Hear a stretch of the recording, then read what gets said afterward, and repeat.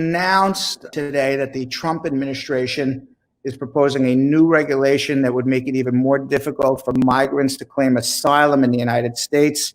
According to a draft rule released by the Department of Homeland Security, the latest proposed rule, which still needs to undergo a public comment period, it's not going to take effect immediately, includes a change where an individual's asylum claim could face greater scrutiny if the person traveled through at least one country while on the way to the U.S. The Trump administration has already applied that rule to people traveling and applying for asylum from the border in Mexico and Latin America. Now the rule is going to be widened in scope to anybody who applies for asylum. The draft rule states, quote, "The department believes that the failure to seek asylum or refugee protection in at least one country through which an alien transited while en route to the United States may reflect an increased likelihood that the alien is misusing the asylum system as a mechanism to enter and remain in the United States rather than legitimately seek urgent protection."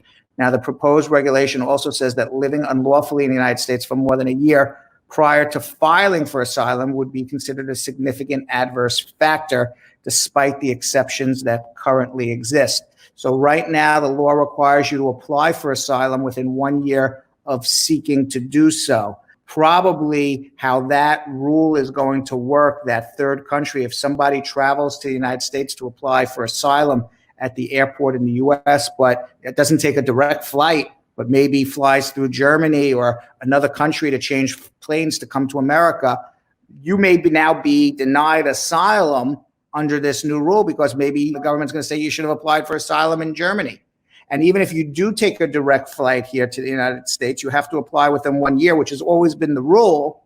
But there has always been a rule that says if something has materially changed after 1 year, something has changed, then you can always apply later on. So for example, I see this happen a lot.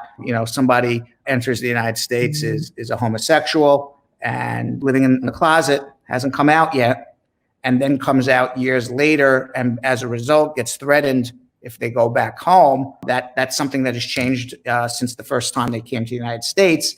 That would be a case where you would still be able to file for asylum. Now they're saying the fact that you lived here illegally for more than a year would be an adverse factor.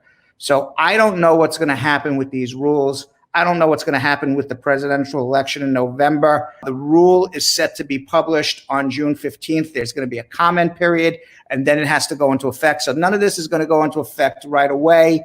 And it probably, if Biden becomes president, will never go into effect.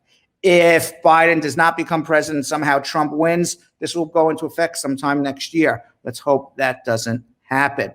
Meanwhile, President Trump told reporters on Wednesday that his first campaign rally since early March is going to be held on June 19th in Tulsa, Oklahoma. But the location of the event, Tulsa, which just marked the 99th anniversary of its infamous race massacre, and the date, Juneteenth, that is the holiday that commemorates the emancipation of the slaves. It's noteworthy given the ongoing protests against racism in the United States. Representative Karen Bass, a Democrat in California, chairwoman of the Congressional Black Caucus, said the decision to hold a rally on June 19th is, quote, disrespectful to the lives and community that was lost during the Tulsa race riot. She added, this is ridiculous and yet another slap in the face of Black people.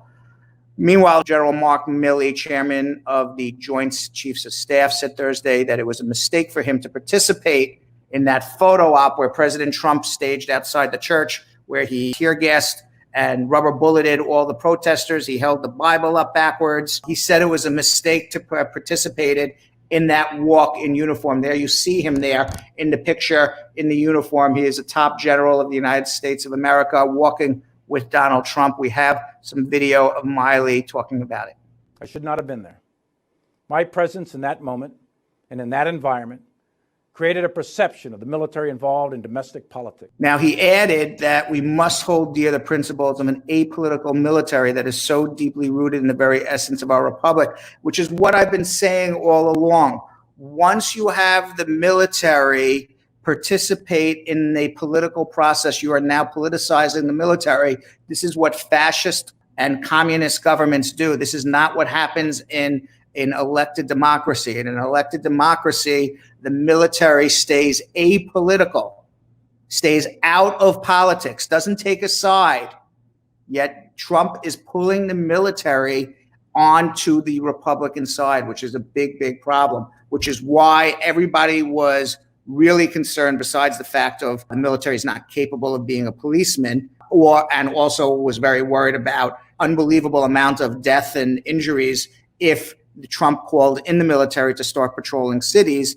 But also it would create the impression, and it would be the impression, that the military is taking a side of Republicans, or Donald Trump, certainly not all Republicans, but certainly Donald Trump, over the side of the protesters. So I'm glad that that never happened. I'm glad that the military stood up to Trump and said, we're not participating in policing protesters. That is a local police situation to have happen.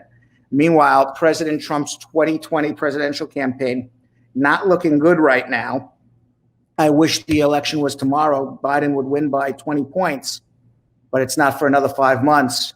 So everybody's just hoping that Biden stays in his basement, doesn't say anything stupid, and Trump keeps putting his foot in his mouth. But now Trump is now demanding, this is actually pretty funny, that CNN apologize for releasing a poll that has Vice President Joe Biden leading him. Trump wrote a letter to CNN. It's a stunt and a phony poll to cause voter suppression, stifle momentum and enthusiasm for the president, and present a false view generally of the actual support across America for President Trump. What world is this guy living in? There's not a lot of people supporting President Trump right now. Not to say he could win the election, but he doesn't have a majority of anybody at this moment in time supporting him. This is actually gaslighting, where President Trump does this all the time, where he just actually turns reality around and makes you believe that you're the crazy person. No, of course I'm leading in the polls. What? So CNN's general counsel, David Vigilante, responded, to my knowledge, this is the first time in 40-year history that CNN has been threatened with legal action because an American politician didn't like the CNN poll. Added Vigilante, to the extent we have received legal threats from political leaders in the past, they have typically come from countries like Venezuela or other regimes where there's little or no respect for free and independent media.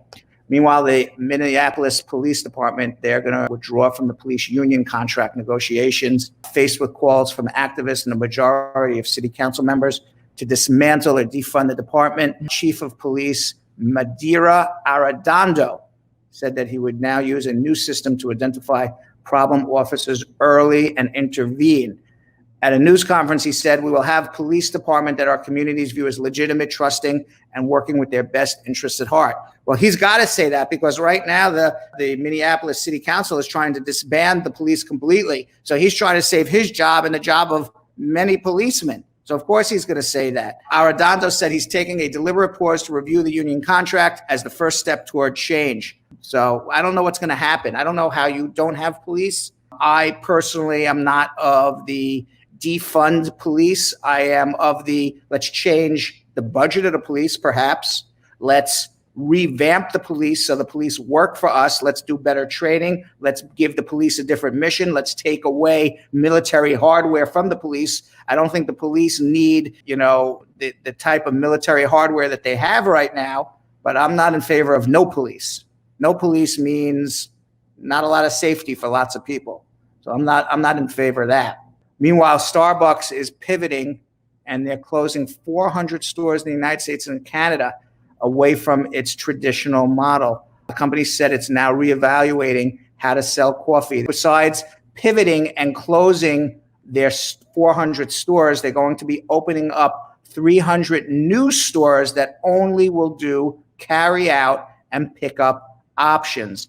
In an email to CNN Business, the company said that about 80% of transactions at 15,000 stores are on the go. They have lost over $3.2 billion in revenue in the third quarter of this year. Now, what's amazing about Starbucks as a company that I find just by, just studying their business model is, you look at Starbucks and you say, Starbucks, yes, is in the business of selling coffee, but to me, what Starbucks is about is they're selling real estate, in the sense that you get a coffee, you because you spend $5, $6 for a coffee at Starbucks. It's extraordinarily expensive for a cup of coffee, water and a couple of coffee beans, and they're charging $5, $6 for a cup of coffee, literally. And you can go and brew your own coffee for 10 cents. You can go to a local diner or here in New York City, the push cart guy on the street corner for 50 or 75 cents or even 99 cents or $1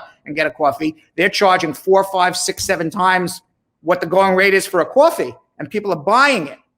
So why are people buying coffee? This is just my opinion. I mean, I'm no business analyst, but why are people buying $5, $6, $7 coffees when they can go buy $1 coffee? Is that coffee so much better? It tastes so much greater. And so, Starbucks, to me, they're not only selling coffee, but they're selling real estate. They're selling a place for you to sit down and have your coffee and sit there all day and do your work.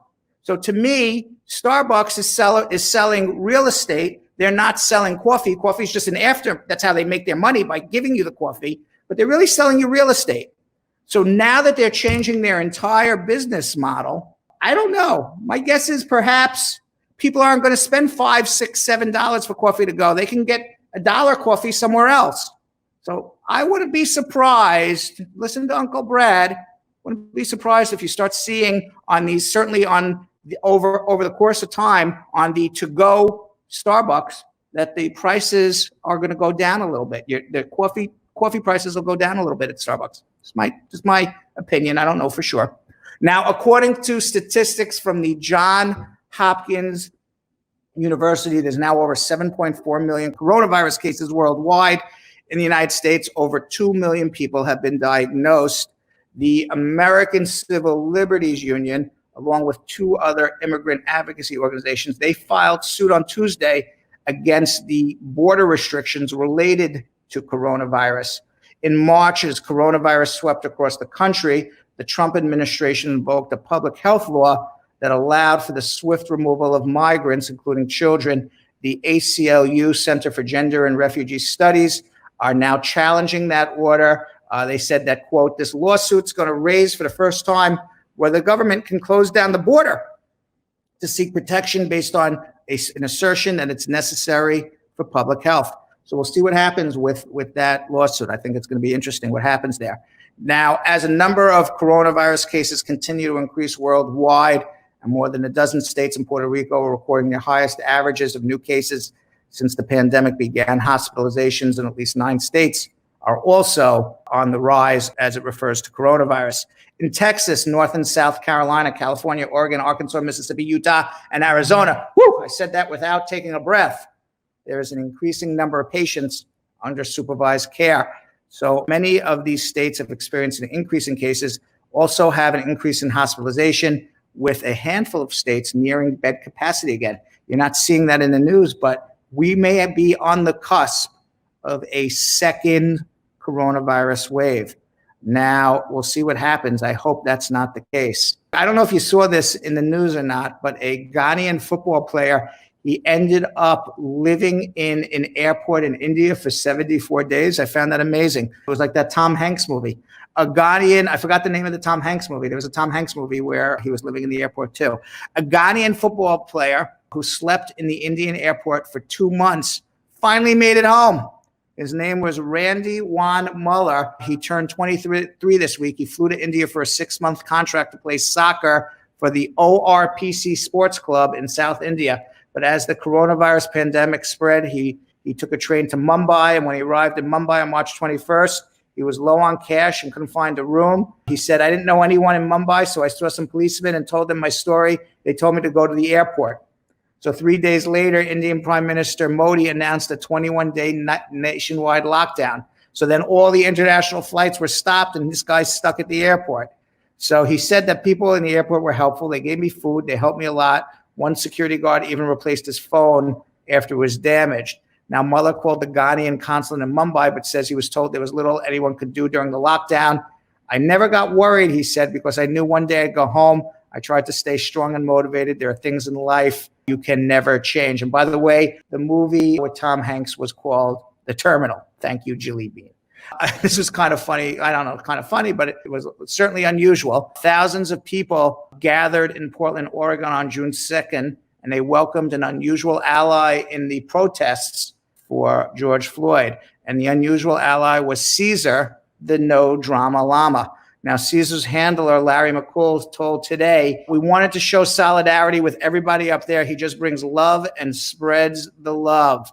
While McCool and Caesar marched around 3 miles of protesters, hundreds of people stopped to hug the 5-year-old llama activist.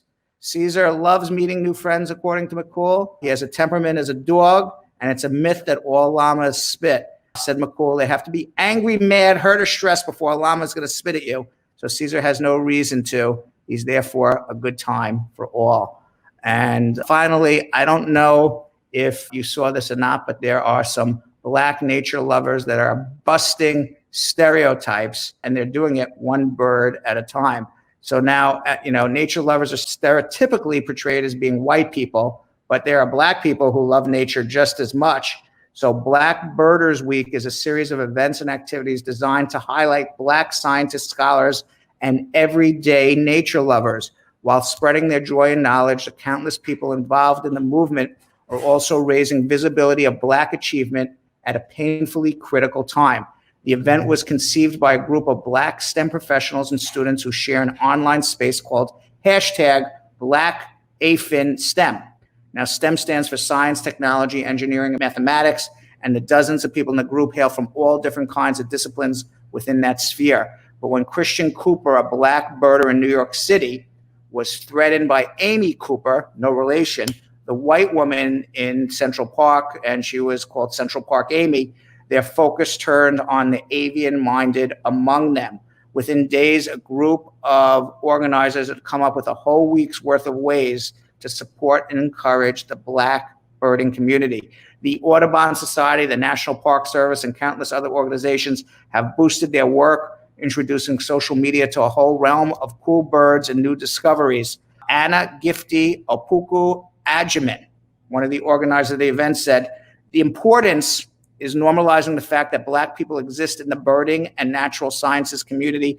People don't understand that Black people exist in other contexts other than the ones they're exposed to. The visibility is a master key that can open all kinds of doors for Black scientists to succeed and for the world to benefit from their success."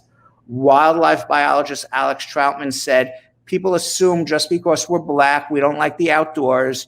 People don't talk about the Buffalo Soldiers who were among the first to care for national parks. They don't talk about Black ranchers. The biggest thing that we want people to see is that nature is for everyone." The movement's organizers are hoping this visibility leads to job opportunities for all of the talented people participating. I just want to say one thing about bird watching. I walk through Central Park a lot. If anybody follows my Instagram, I just actually took some pictures I thought were pretty pictures of Central Park. And I see lots of people, actually Black, white, Asian, Hispanic, all looking up, watching birds. And I don't know, I must be blind. I stand next to them within social distancing, and I ask, I go, where are we looking at? What bird am I looking at up here? What are we trying to see? And they're like, point, and they go, there. And I don't know what the hell we're looking at. So I tried to be a naturalist. I tried to enjoy watching birds. I don't know what anybody's looking at.